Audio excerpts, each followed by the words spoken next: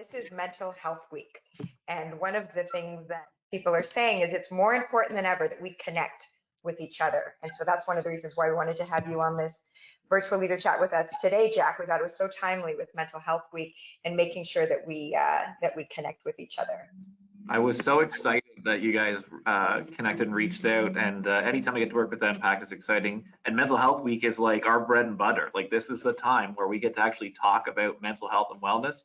Normally we're on stages in front of a lot of people. Well, a lot of people right now, just in a different way. So I'm really excited to be here, Nicole. Oh, that's great. And are you back in your Peterborough office today?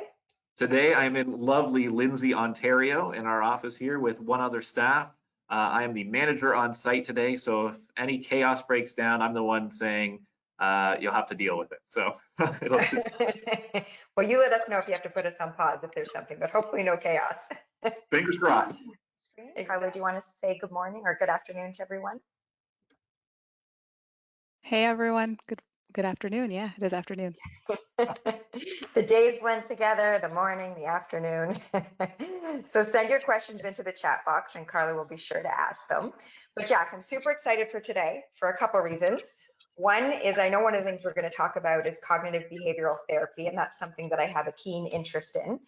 And secondly, I always feel better when I talk to you. You have this positive vibe and this energy, so I think it's going to be a good day for all of us on the line here. So thank you. I don't hear that often, so thank you. I'm glad that I could be here. And again, like I said earlier, any opportunity I have to work with you guys over at MPAC is a real thrill for me. Oh, that's excellent. Well, one of the names of this session was about building mental resilience through positive psychology. So you're a positive person. That was one of the reasons why I thought of this. But can you share a little bit more about what that means? Yeah, so when we talk about resiliency building, we talk about even the concept of positive psychology. It's actually a pretty simple premise. And again, so much of mental health care is this focus on we're trying to take people that are unwell and bring them back to a base. Let's take a person who describes themselves as like a -5, and we want to bring them back to 0. Well, you know, you like to physically exercise, you like going to the gym, working out. Think about physical exercise. We don't physically exercise because we're unwell necessarily. We physically exercise because we want to run faster, jump higher, be stronger. Why don't we do the same thing with our mental health? Why not take a person who describes themselves as like a 2 or 3 and try to make them a 10? That is essentially what we call positive or sport psychology, strengthening mental health even when it's already doing just fine. Wow. And so is that like a daily exercise, a weekly exercise, or how often would people need to work on themselves mentally? Think of it much the same as physical exercise, putting work in and being invested. There's things I can talk about even towards the end of this call, simple techniques. So we'll talk about cognitive behavioral therapy as one process. And just like you're saying, it's not just necessarily a one-time thing. Imagine just the same. If I went to the gym and I ran on the treadmill for 20 minutes and then never ran again, I'm probably not going to be ready for the marathon. Some of this that are listening, what might be, I'm not going to be after 20 minutes. But if I go every day and put in that work and I practice and build that muscle, eventually I'll get to this point where I can do it just fine. Mental health is the same idea. I can build and improve my mental health, but it takes dedication and effort and time, practice to actually put in that work.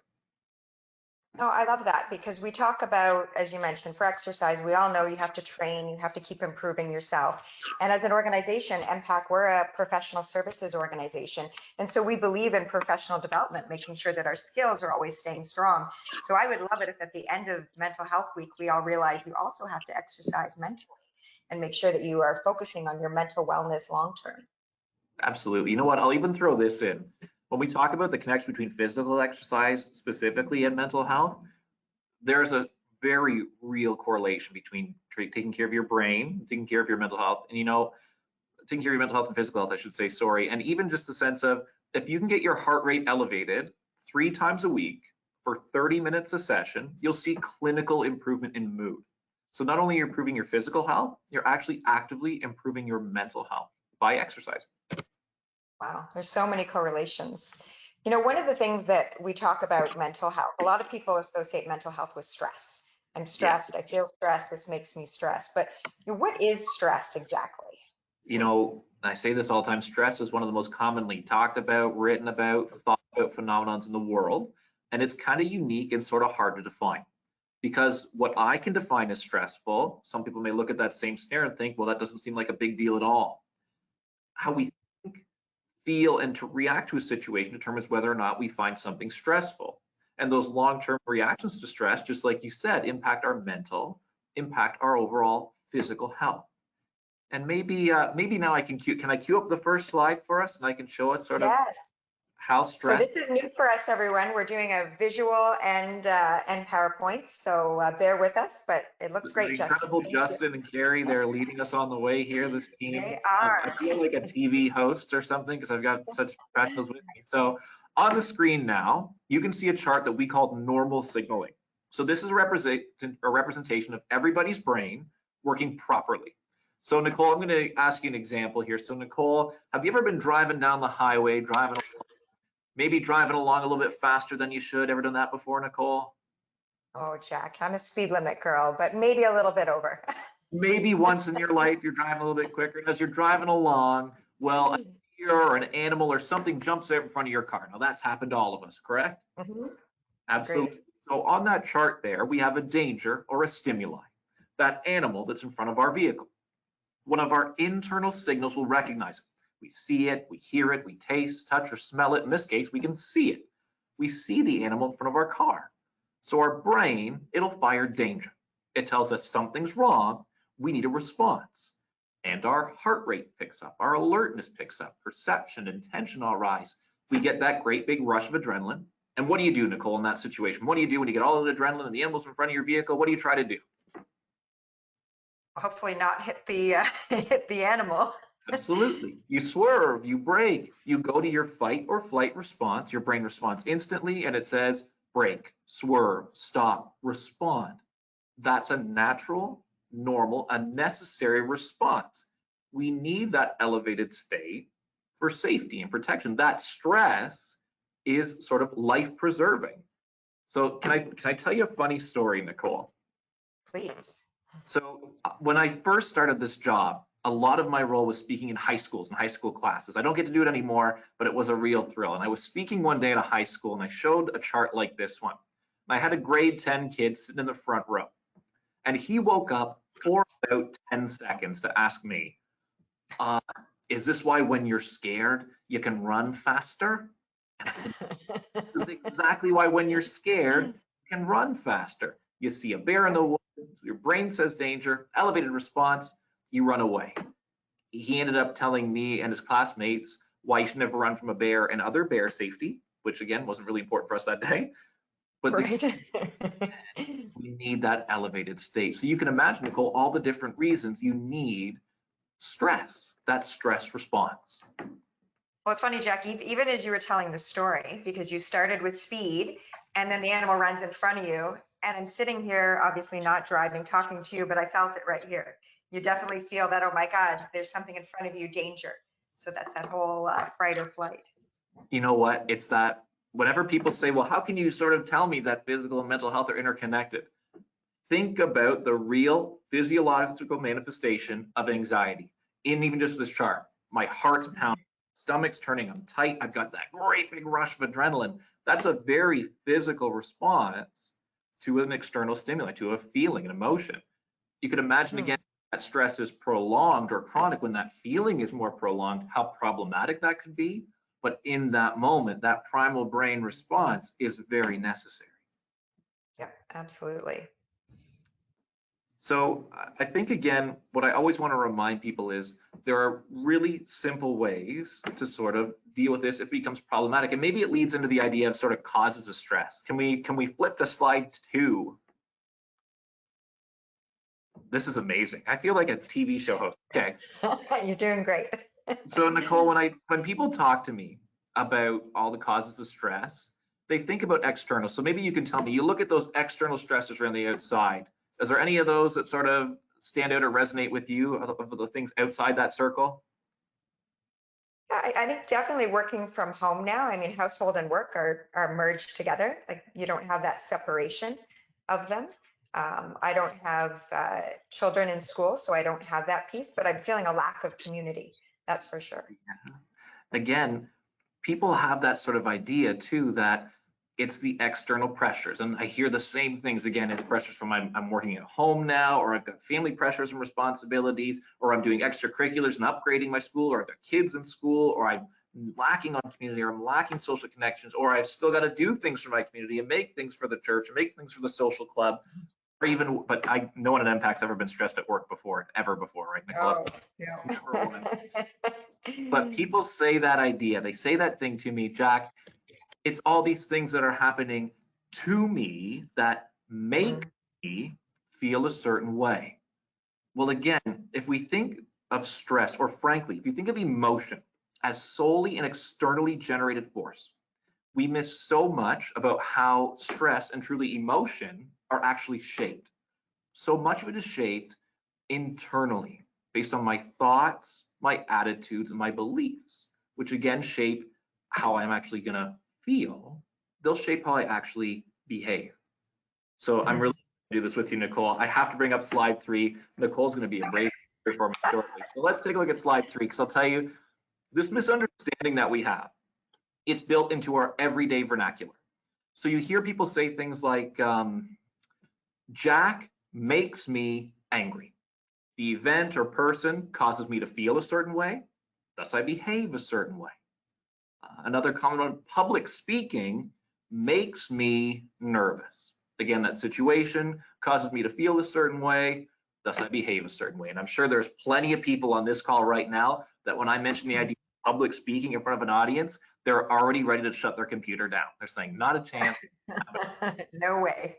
But there's some of us that don't mind public speaking. Nicole, I get the impression you don't mind public speaking. You're doing it every now and then. Well, it's funny you say that, because I enjoy it when it's over.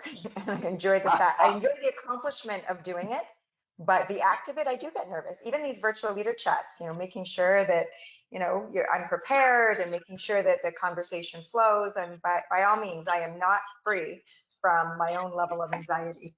I knew I had the perfect volunteer for me, so this is perfect. It's even that idea. This is where I bring up the misunderstanding and why it's not just the events that shape feelings. Because again, if the same event, or sorry, I should say, if the same sort of event always shaped the same feeling, it should be always sort of in a pattern. So again, if public speaking was always the cause of a feeling, then wouldn't the same event always output the same feeling for everybody? But again, like we're talking about, it doesn't, does it? Like again, I don't mind speaking. I do it literally every single day. I guarantee of the 1,300 people on this call, a strong percentage are saying, I don't mind public speaking at all. Doesn't bother me in the least. So it's actually the event that shapes the feeling, but we're missing one key piece. And what we're missing is slide 3. Oh, and they even got the animation in. Oh. Justin is very proud. To our next slide.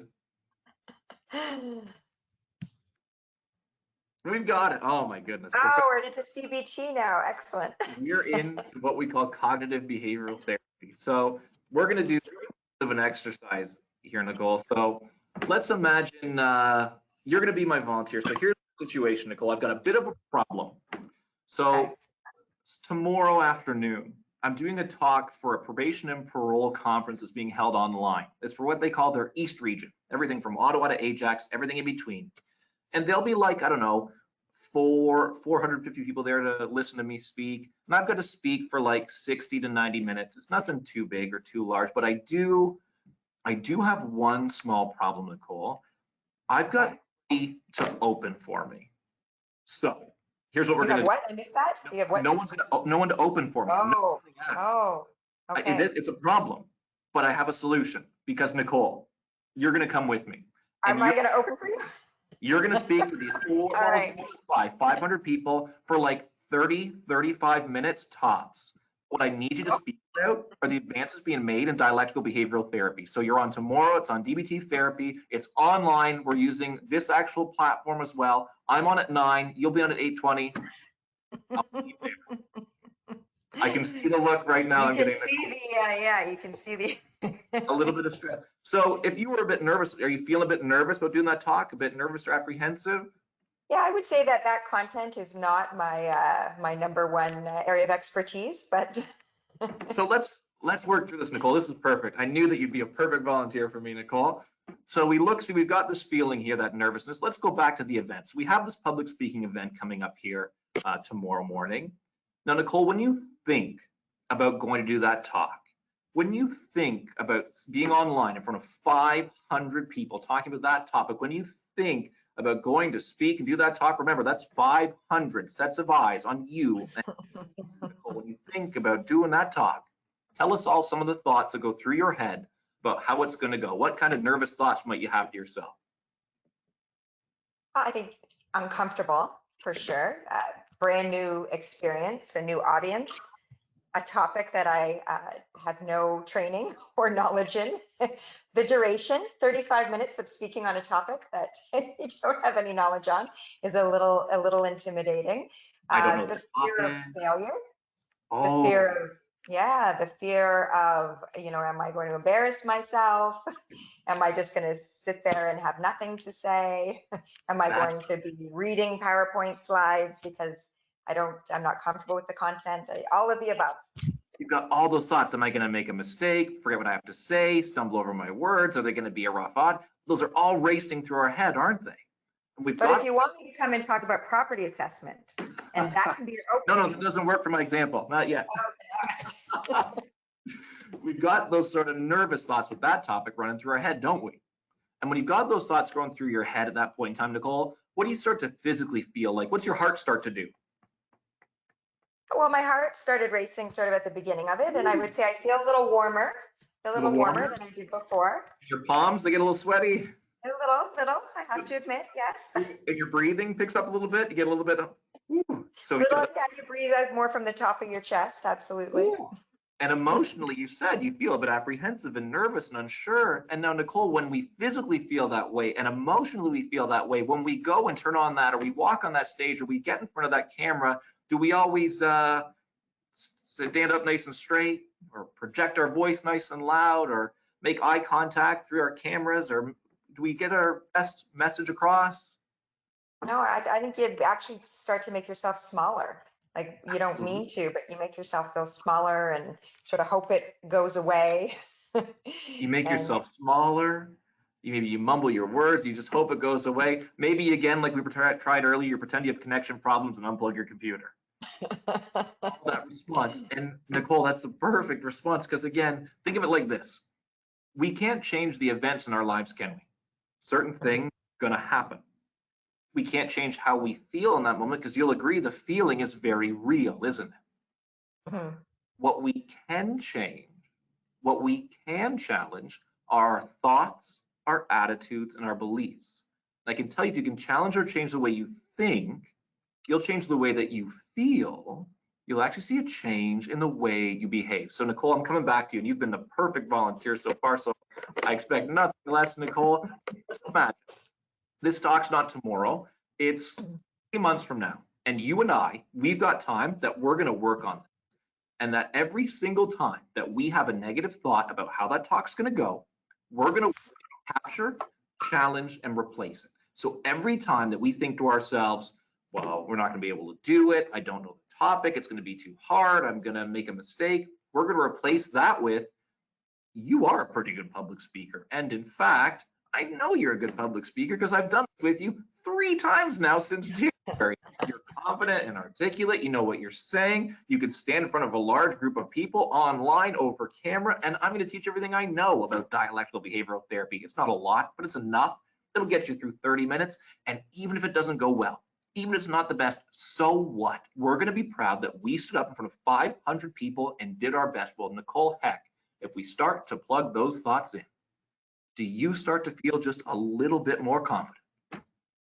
Oh, absolutely. And you know what? And I know you're going to tell me this comes back to this exercise. When you're giving me this scenario and it's on the spot, you actually can't think. You can't actually think to, well, could I prep with you later today? Could all these questions that if the stress level was down a little bit, I would make myself feel better. So I imagine that's going to be part of your talk, is this whole training ourselves mentally. We'll train ourselves to think and de-stress so that we actually can be successful. To exit that primal brain and think clear. We'll talk about that with breathing exercises shortly. But even you're bang on, like you said, you feel a bit more confident. You feel a bit more And when you walk on the stage or you turn on the camera, you sit up a bit straighter, you speak a bit louder, you make your points articulate that much more confidently. It actually changes the output of behavior. It takes work and it takes practice, but with practice, you can make it work for you, because it kind of works against you with negative thoughts, doesn't it? Absolutely. No, it definitely puts you in a whole different stance. And I think once you told me, no, it's 3 months down the road, then I could actually relax for a minute. It's that little Get space thing. myself ready. Whenever people ask me about sort of negative thoughts too, I always try to remind people that negative thoughts, I like to equate them to like a wheelbarrow on a dirt road. So I'll ask you, if I took a wheelbarrow down a dirt road, the same dirt road, every single day for 5, 10, 15, 20 years, eventually what happens to that path after a while with that wheel digging into the road? You probably create a little bit of a groove of it going down. It'll make a groove, it'll make a rut, won't it? And the longer we've taken the path, the deeper that rut or that groove will be. It's not impossible to pull the wheel out, but the longer you've taken that journey, the more work it's going to be. Negative thoughts are actually the exact same idea. The longer I've taken that path, the longer I've carried a belief about myself, this world, or the things within it, the more ingrained they actually become in who I am. They're not impossible to change, but the longer I've taken the journey, the more work it's going to be. But again, you're saying our negative thoughts can actually become a bad habit. Absolutely. You know, the idea of neuroplasticity, your brain's ability to create and form new pathways and to enforce existing pathways, is so real. And whenever people ask about, well, what is sort of an ingrained negative belief? What does that mean? The simplest way to explain it, somewhere, something in your life happened that you went from just saying that this is sort of something that's going on to a fact. It went from just, I got a bad score on a math test to, no, I suck at math. And that became fact. And instead of being something I could challenge or look at differently, it just was. And all of a sudden, that what we call altered belief, or that sort of negative thought, or even bigger term of what we call thought distortion, can start to impact how we think, feel, and behave, and impact us long term. So that's more than just a trigger. That's actually a frame. Like if you always thought you're bad at math, you put that frame on it. But I'm sure people are, I'm looking at your slide again here, I'm sure some people are triggered by different feelings and they've had it before, so they immediately go to the stressful reaction. And it reinforces itself. So that's like that perfectly depicts it, Nicole. So why don't we use the bad at math one, because that's one that I've had forever, this ingrained belief that I am terrible at math. It's probably why I'm in social services, but that belief, again, very good at math. And so somewhere in my life, at some point, a test that I got back, or a teacher's comment, or a comment from a peer, I just accepted, well, you know what? I suck at this. That's who I am. And you might, I'm sure there's 1,000 people on this call saying, well, what does that matter? How does that impact you day to day? Well, imagine, you can look at our chart again. Let's imagine my CEO comes to me and they say, Jack, we want you to run a new program. We have this new training program, run some numbers to see if it'll be profitable for us. And so what's the belief I have? It's that, well, I suck at math. And the thoughts that go through my head are, why pick me? We have a whole accounting team down the hall. They can figure it out, and I'm going to screw it up and not do it well and make mistakes. And how do I feel about it? I feel terrified and nervous and unsure, and I feel nauseous and sick to my stomach even every time I think about the task. And what do? What's my action? I don't do it. I never even. My boss comes to my door and says, hey, where's the report? And I say, oh, no, I didn't get it done. And I get reprimanded. And what does that re-ingrain perfectly? The belief that, well, why didn't it get done? Why didn't anything happen? Because, back to the start, I'm bad at math, which reinforces that belief. It takes that wheelbarrow down that path one more time. It digs that rut that much deeper. What we're trying to do in this process is stop the spinning of the wheel on that wheelbarrow by pulling a cog out of this system. Like any wheel, you pull a cog out, it'll stop spinning. Replace it with a positive one. Start to plug in the fact that, well, you know what? I'm really not that bad at math. And I'm really not that far from a calculator at any point in my life. We've all how long could I really get it? And if I did get it wrong, so what? I'm going to learn from it and get better and get smarter and improve my skills. And all of a sudden, I don't feel as nervous and apprehensive. And I do the task. And you know what? I do an okay job. My boss says, good try. And I start to think, maybe I'm not so bad at this whole math thing. and I feel better, and I think I'm better, I feel better, I do better, I think I'm better, and all of a sudden 2 years later I'm kicking out reports like it was nothing. But it took work, didn't it? It takes practice. That's funny. It's funny you say that because, growing up, my parents always told me I was a shy kid. And so I grew up believing I was shy, whether I'm shy or not. And, I would say early on in my career, I didn't want to be shy anymore. I wanted to be a different person and be able to do the public speaking. And it wasn't easy, but I forced myself to do it. And over time, it gets a little bit easier. So I guess without realizing it, I was doing my own training in my own way. 100% what you just described is a practice in cognitive behavioral therapy. You challenge what we would consider that thought distortion, that I am defined as a quote unquote shy person. I am shy. And then that would lead me to, well, I don't feel good about doing public speaking because I'm a shy person. So I don't do it, which re-ingrains the belief that I am a shy person. If at some point in that cycle, you decide to actively pull out of that circle and replace with, well, I'm just going to do it, or I can do it, all of a sudden it starts to work in, and the next thing you know, you're in front of 1,300 people speaking about mental health because you challenge a thought distortion. No, it's amazing. And the good news for you, Jack, is while you're helping us with more of this the social aspect, we are a highly numeric organization. So if you want to work with Matt, we have 1,800 people who can definitely give you a hand in that. I don't know if there's enough people to help me, but no, in all seriousness, I would be thrilled to exchange mental health service provision for a little bit of help with practice. If that's a trade we can make, I will hop on board 10 out of 10 times. And I brought up something really interesting earlier about like practice and exercise. Could you not imagine how much practice this actively takes to challenge an ingrained belief, to actually work on it? So how about I tell people about an absolutely free program where they can access this support anywhere in Ontario? That'd be amazing. So there's a program available to anyone in Ontario, 15 years of age or older, called Bounce Back.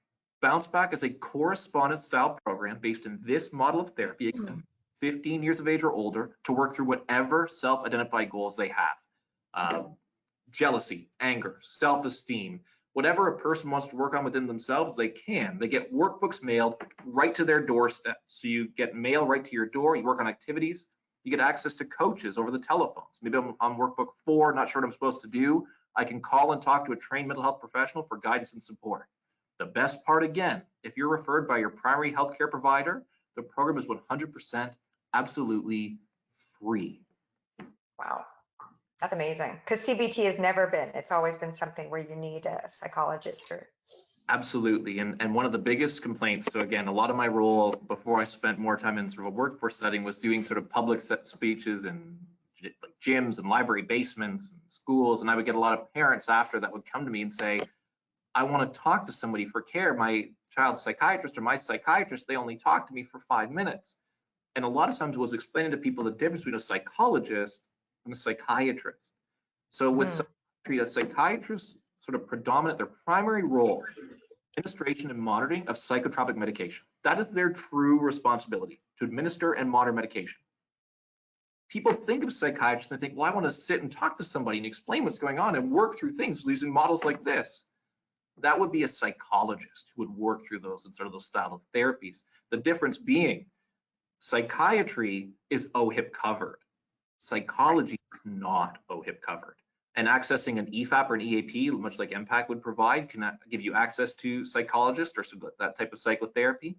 This bounce back rollout allows everyone to access psychotherapy without cost.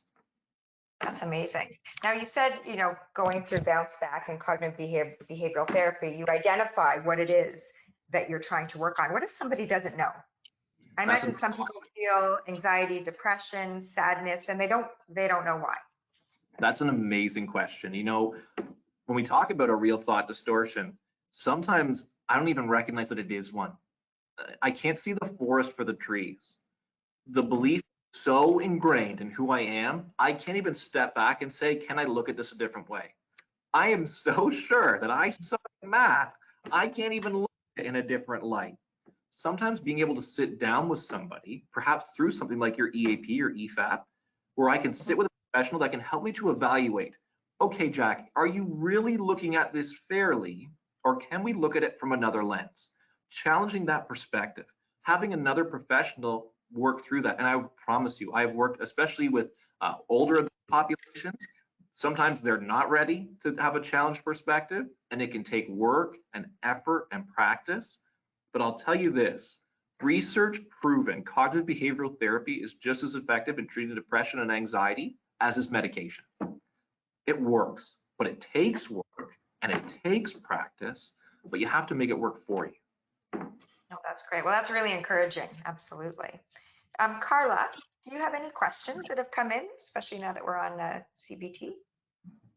I do have some questions. So as someone who's dealt with health anxiety, hypochondria in the past, all the extra time is causing more time to dwell on what is normally very mild anxiety and anxious thoughts, not necessarily related to COVID. What would be some tips to break the cycle of worrying about increased anxiety? So I think this is a great question. And one of the sort of premises I'll lay out is that if I've had coping mechanisms that have worked in the past, I will start to try to lean on those. So people think of it as too easy, but quick wins are my favorite because they're the easiest.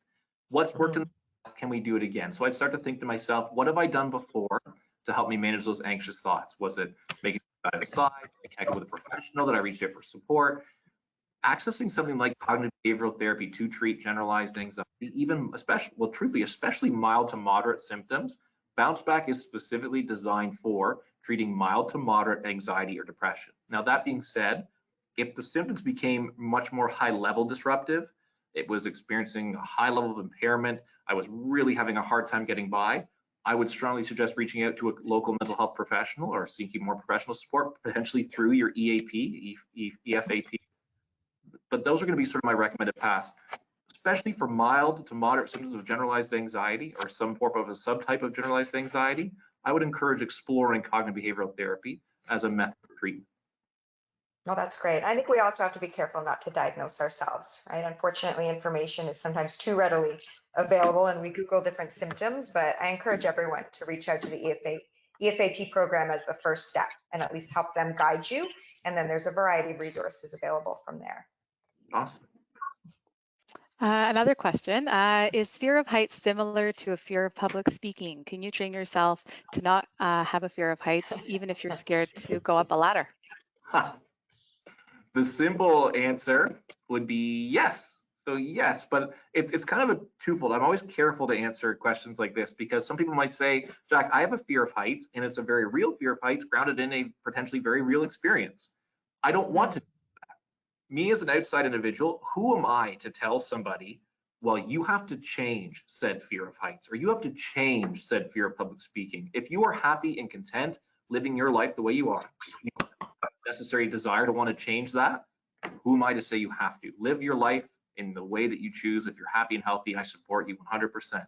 That on the flip side, if I did want to challenge or change an ingrained belief or a fear, absolutely, I could do so. And I would encourage sort of accessing, well, first off, accessing professional sort of support, your EFAP or EAP, or even just something like a bounce back, depending on how sort of prominent that fear might be. So the best news I can give you, if you actively want to make a change, you can. I used to tell this to my audiences all the time, and it's probably the most empowering thing I can think of. No one can make you feel anything. You have the power to decide how you are going to receive information, how you're going to feel about something by making active efforts to challenge a thought process. Can you take us through that? Because I've definitely read about that a lot myself, that when the thought or the emotion comes in, we all just try and hide from it as opposed to embrace it and lean into it. Can you just share a little bit about how we can not let the thought take over? Well, think of it again, just like we've talked about. All of a sudden I get in, and this is where I talk about, my favorite examples are with high school students because they're the most forthright. They'll tell you how they're feeling even if it hurts your feelings. But the idea that, well, Jack, my boyfriend, girlfriend, partner, they make me so. No one has the power to make you anything. When they act in a certain way or say a certain thing to you, you've got an ingrained sort of belief that that's either acceptable or unacceptable. You're allowing it to impact you. taking a step back and deciding, you know what, they can say whatever they choose, they can act however they want. I'm not going to allow their behavior to dictate my emotion. If they would like to be rude to me, I will discontinue that relationship. If they want to be disrespectful or hurtful or ignore me, you can set your own boundaries, your own limitations. You can set your own even internal limits, which again, establishing what your thoughts and attitudes and beliefs are, being clear and concise with them, you're going to dictate how you feel. And when you have full control of how you're feeling, you've got full control of how you're actually behaving on a day-to-day basis. Oh, that's amazing. And another thing that I've used before is no thought or feeling is ever final. It always passes. And that's a belief. That's a belief that you've started to establish as yours. And you can imagine, again, by sort of adhering to that, and any instance you're in, you can fall back to, even if I'm feeling this way now, I believe, I know that it will pass, and I know that I can move forward. You're actively putting work in to train your brain. No, it's amazing. I want to come back to stress, because stress is the one thing that we always talk about, and there's good stress and there's bad stress. I mean, sometimes a little bit of stress and adrenaline actually makes you perform a little bit better, as opposed to that long stress that paralyzes you. Can you just talk about the differences and why we feel that way? Between our sort of acute and chronic stress. And again, we think back to sort of that normal signaling chart from the top. We don't have to show it again, but I'm sure people remember again when that animal ran out in front of your not speeding car that you were driving. Yes. No, but in the moment, I mentally was speeding, so it made it even worse. So you had that little bit of acute stress. And once the stimuli passed or you stopped and responded, eventually your system regulated. You came back down to a base. Your heart rate slowed down, your stomach stopped turning, your adrenaline lowered, you could carry on. With chronic stress, it's almost like an invisible barrier gets us stuck in that elevated peak, that elevated state. And when we're stuck in that sort of primal brain, we're not going to sort of perform or even just live at our best or our healthiest level. You could imagine, again, constantly being in that elevated state of stress and tension. Think of it like this. If I was an animal in the wild, a million years ago, I needed that flight or flight response for when a tiger came flying around the corner so I could run away and survive. If I was constantly in the feeling that I was being chased by a tiger, that's going to not just impact my mental health, it's going to impact my physical health. Mm-hmm. To self-regulate is going to be really, really important. So what I'm hearing from you is, up and down stress and having it relieve is okay. It's natural.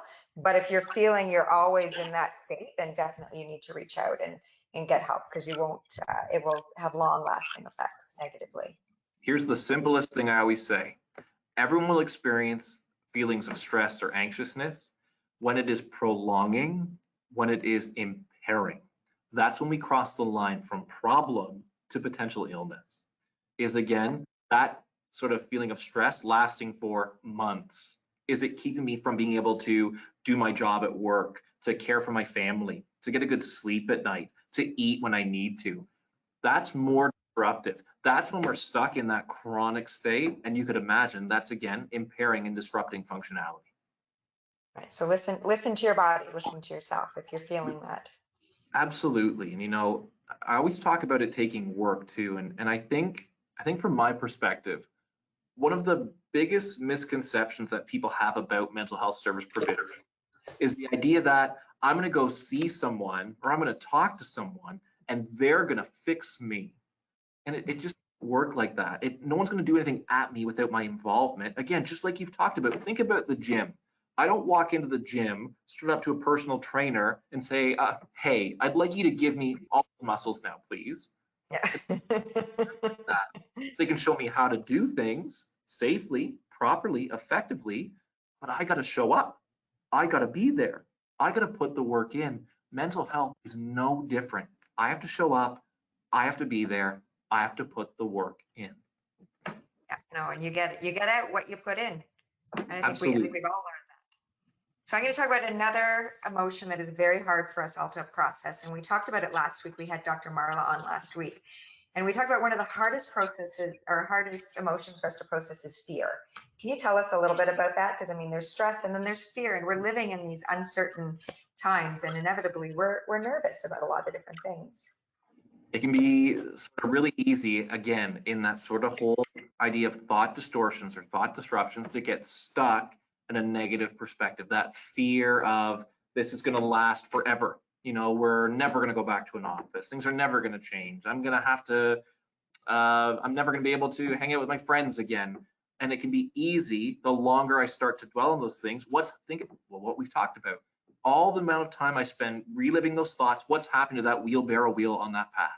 It's digging that rut deeper and deeper and deeper. And if I'm not able to either in my own step back and evaluate the thoughts I'm having, or B, do it with somebody, I'm simply reinforcing that thought, I'm reinforcing that negative belief. When I realize that maybe I don't realize the negative belief, but I realize the output of it, which is I'm feeling tense or sad or frustrated, upset, or even angry. Sometimes anxiety comes out as anger. Maybe that's a sign for me to recognize I need to access some form of support, be it through a bounce back, be it through our EAP, our community mental health services, whatever that may be. No, that's great. So I think we're hearing from you, it's easy to get into this pattern of negative thinking, fear, stress, and so on. Help us with some strategies. How do we catch that? How do we move ourselves to the positive thoughts? Like, what should we be aware of so that we can not be on the negative spiral and digging the rut, but trying to lift ourselves up? So I wonder if I can give us some tips even for self-regulating in those times too. It thinks of it like if I'm starting to notice that I'm in that elevated state or having those negative thoughts. Can I bring up slide 1 again? Is it slide 1? Can I bring up slide 1 again?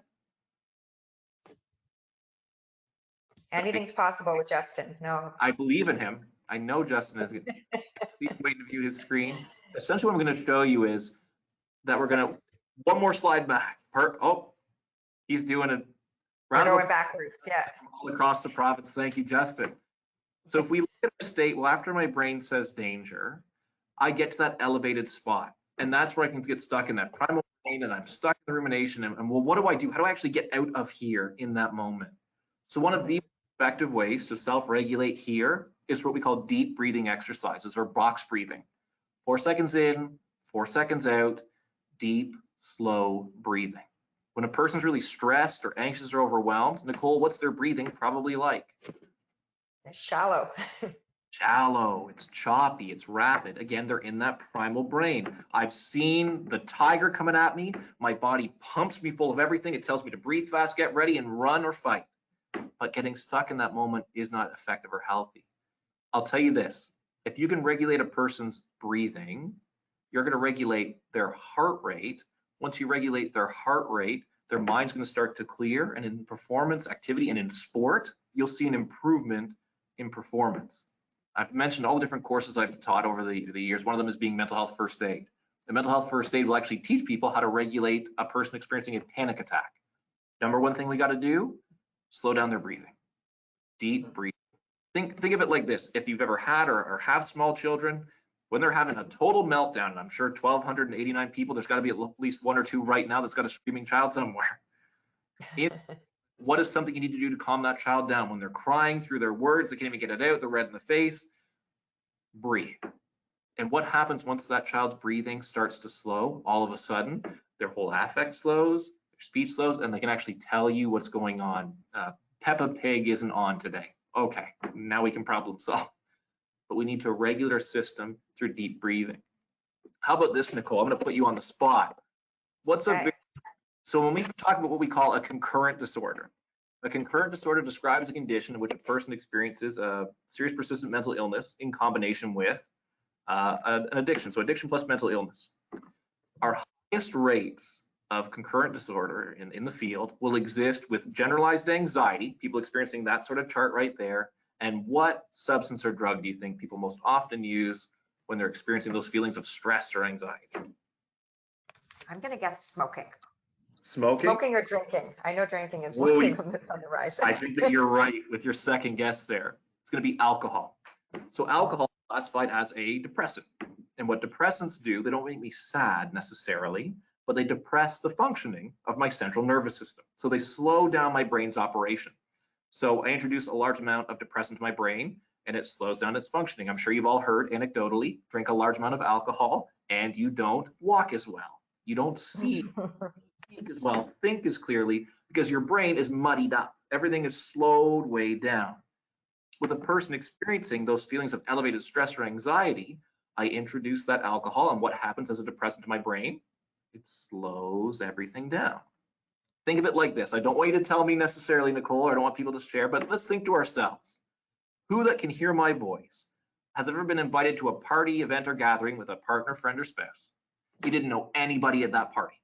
And you said to your partner, friend, or spouse, yeah, I'll go with you. I'm going to have a couple of drinks when I get there, just to feel a bit more relaxed. Maybe I'm sure that happens. I'm sure that has happened to maybe one or two people on this call, because essentially what's happening, I'm using a depressant to calm or quell that feeling. Now, I'm sure a lot of the 1,200 people here are saying, that's great, Jack. Why don't we just do that all the time? Well, what do we know about use and tolerance, Nicole? The more I use a substance, what often happens to my tolerance? Your tolerance goes, you need more in order to get the same effect. I need more and more of that drug to create that same desired effect. And what we see is cycles or cyclical use, needing more and more and more of that drug or that substance, create that same desired effect, and the long-term problems that can come with excessive or prolonged alcohol use. So the long way around to tell people to be mindful again of how much alcohol I'm actually using, because it can be very easy, especially in a time that can feel anxious or nervous or apprehensive, where things are different, to use a substance to calm my system down. If I'm doing so in a pattern or routinely, that may be problematic. No, absolutely. And when Dr. Marlowe was on with us last week, she said it's something that is becoming a big concern, especially in this quarantine and isolation, that alcohol sales are, I think they've almost doubled. And so it is something that people are turning to. And I think we all need to be mindful of that. But I'll tell you the reason why I said smoking, Jack, is because I read somewhere, and it goes along with your breathing. So breathing deep calms us down. And I read somewhere that one of the reasons why people smoke and say it calms them down is because they're inhaling. It forces them to breathe deep. So that's what made me think of smoking. I don't know if you've ever heard that before, but I thought that was interesting. I would love to see more data on the smoking as a treatment for generalized anxiety. What I will tell you, it's funny, the active ingredient in most cigarettes is nicotine, and nicotine actually a stimulant. And what stimulants do is they speed up or excite my brain. They make it work much faster. So powerful stimulants, things like cocaine or amphetamines, they're going to make your brain work way faster. Nicotine slightly faster. Where you might experience feelings of relief when using nicotine is perhaps, and I'm not saying this for anyone that's listening to my call right now, that it could perhaps be managing feelings of withdrawal. So I feel anxious, it activates feelings of withdrawal. I utilize nicotine, which sort of calms or quells that brain receptor temporarily until the nicotine dissipates from my system and I start that cycle again. I would be very cautious about how much stimulant, how about this, how much coffee I'm drinking during these times as well. Yeah, no, it's true. And now it's so easy, right? The kitchen is just not too far. Keurig is amazing, but all of a sudden I can have a coffee in 30 seconds. And I'll tell you this, the active ingredient in coffee is caffeine. And for some of us, a lot of sugar, probably more sugar than I should, but that's a different conversation. Again, stimulant. And what stimulants do is they're speeding up my brain. And even as a mild stimulant, if I'm drinking 2, 3, 5 a pot of coffee a day, I'm just ramping up those symptoms and making them worse and worse. Tell you what, Health Canada actually recommends we not have any more than 450 milligrams of caffeine per day, and that we actually not have any caffeine after 3 p.m. Now, I know a lot of people just lost the talk after I said that, but the idea again, no, you shared that with all of us last time, so we're all being very good. We listened to you. One of the things I want you to talk about is you talk about the big four on how we can mitigate stress. Can you share a little bit about that? Absolutely. I love the big four. So the big four was actually created by a military psychiatrist. His name's Dr. Rakesh Jetley. So his full title is Colonel Dr. Rakesh Jetley, which is more titles than I'll ever have. But he was approached by our armed forces with a really daunting task. They came to him and said, build a program that will protect our soldiers from mental illness. Build a program that makes sure our soldiers will never experience PTSD, is what they wanted. And his response was really simple. We can't protect a person from PTSD or from mental illness because there's so many things that happen outside of our control.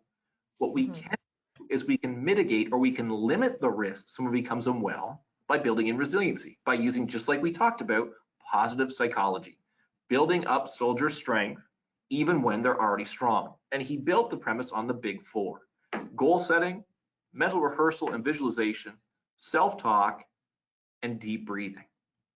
So when I say things like goal setting, again, I'm not talking about just like long-term. I'm talking about short, measurable, achievable goals. And I'll tell you all this: when we talk about goal setting, I want you to write your goals down. So don't just, let me get the screenshot. Don't just. I think we've got to, I think he's cueing the video for after, because Oh, you he's have a cueing the video to go video. along with it. Yeah. A professional in every sense.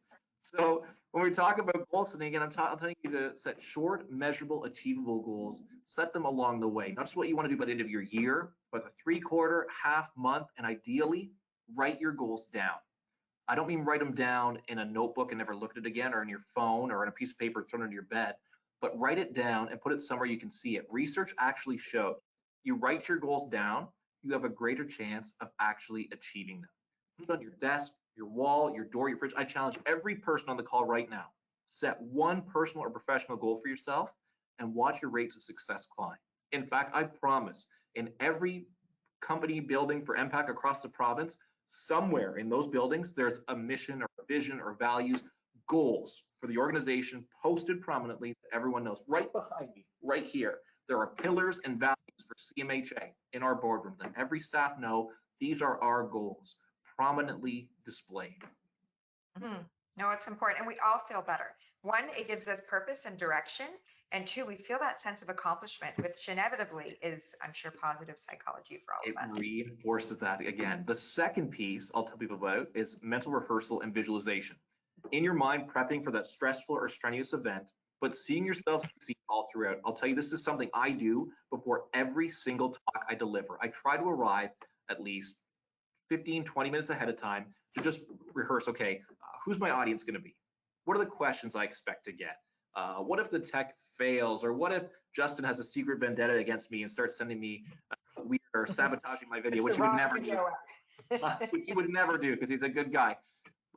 What will I do? How will I deal with it? How will I succeed? Again, in your mind, planning for that stressful event, seeing yourself succeed throughout. So I have a short little video here. It's about 6 seconds. It's a goaltender for the Washington Capitals. His name's Braden Holtby. He's a major proponent of positive psychology as part of his daily practice. So if Justin, you can play that and you can show people what Braden Holtby does before every single game that he plays. Holtby has been the big story, and this kid's very intense. He has a extremely intense rituals before the game either. As you look at the kid get all ready mentally, out he comes.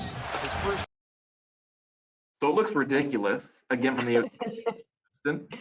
It looks ridiculous, but what he's doing is going moment by moment, play by play, save by save, and visualizing himself succeeding, seeing himself in that stressful situation, watching himself succeed through it. So again, I challenge everybody, the next time you have a new task, a stressful task, something you're not ready to do, take a little bit of time beforehand and just rehearse in your mind what you're planning to do. How will I do it? Where's my equipment? How will I handle it? I've done this training with firefighters, first responders. They'll say the same thing. Okay, where's my equipment? Where's my partner? Where's my call going to come from? What's the street I'm going to take to get to the call? In their mind, rehearsing and planning out for success. That's excellent. And that, I imagine, brings the stress down in the moment because you played it out. You played out all the options, you know what you're going to do, and then you execute. It is as old as time, but practice makes perfect. And that's what this is. It's mental practice, mental rehearsal. The third piece, and I know I'm up against it, I've got 2 minutes, so I'm going. The third piece is self-talk. And I can tell you everybody talks to themselves. I don't mean tangibly or out loud necessarily, but we all have sort of a stream of consciousness. Who we are, why we're here, why you get to listen to me talk for another minute. Again, when people are really stressed or anxious, their self-talk becomes very absolute and very negative. I can't, I won't, I never, I always. And what we know about that self-talk, that shapes how people feel, it actually shapes how they behave. I'll tell you, years before I was an educator, I'm sure I brought it up, I've worked in our maximum security provincial detention center, working with inmates for years. And you want to talk about a population that had a very negative self-image. It was an incarcerated population. And I worked with inmates who would say to me things like, Jack, man, I've always gotten in trouble. I always will get in trouble. I'm not going to have a big house or a family or a good job. This is who I am, who I'm always going to be. And it kind of became like a self-fulfilling prophecy. Didn't think I could be more. I didn't become more. I used to give them really simple homework. When you go home, before you go to bed and every night, 2 weeks from now, before you see me again, look yourself in the mirror and tell yourself out loud 10 things about you really like. That's it. Your whole homework. Easiest homework you ever got in your whole life. If you don't like doing it that way, here's a simple task everyone on this call can do. If you've got kids, get your kids to do it as well. Get out a blank piece of paper. On that blank piece of paper, have them write down as many things about themselves they like. I don't care how small or how inane. I can jump third highest on my street. I make the best peanut butter sandwiches in this house. I don't care. Whatever it is, what a person likes about themselves, write down as many as they can think of. When that becomes is a tool in that person's tool belt. When life gets hard, when life gets stressful, when it's easy for that wheel to fall back into that same rut, you recite that list back to yourself. What you'll actually start to see clinically is a change in the way that person thinks. You'll see a change in the way they feel. You'll actually see a change in the way that person behaves. Wow. Well, it goes right back to your example of being bad at math, right? You're living that self-fulfilling prophecy, or me being someone who was shy. But with work, you challenge it. And I'll tell you, the last piece on the hour is our deep breathing.